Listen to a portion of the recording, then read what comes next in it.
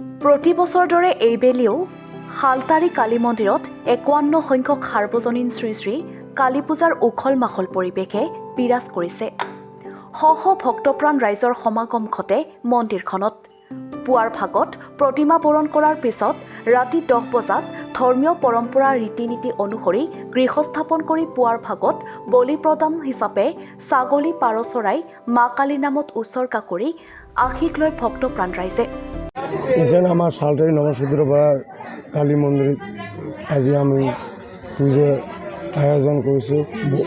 কালী পূজা লগতে মহামেয়া আছে, চিতিলি আছে, সন্ন্যাসী বাবা আছে আৰু এইফালে সৰু শিৱলিংগ আছে।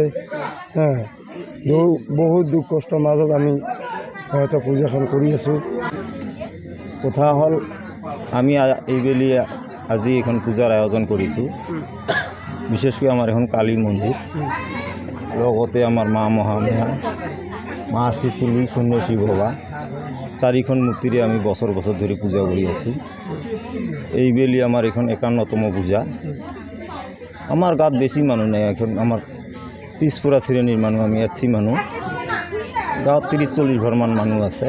এইখিনি মানুহে আমি আৰু এই ওচৰে পাঁজৰে 2-4খন গাঁৱৰ মানুহ সহায় সহযোগিতা আগবঢ়াই অলপকৈ দান বৰঙণি আগবঢ়াই আমি পূজা কৰি আছোঁ বছৰ বছৰ ধৰি।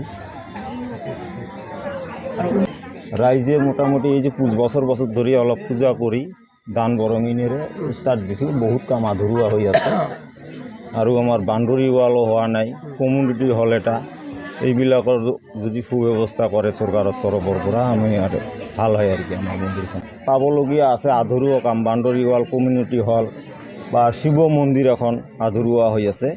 এইখিনিৰ ওপৰত যদি চৰকাৰে চকু দিয়ে বা কিবা এটা অনুদান দিয়ে আমি নথৈ আনন্দিত হ'ম। সাপত গ্ৰামৰ পৰা আব্দুল হামিদৰ ৰিপৰ্ট, এনিভাৰত 24।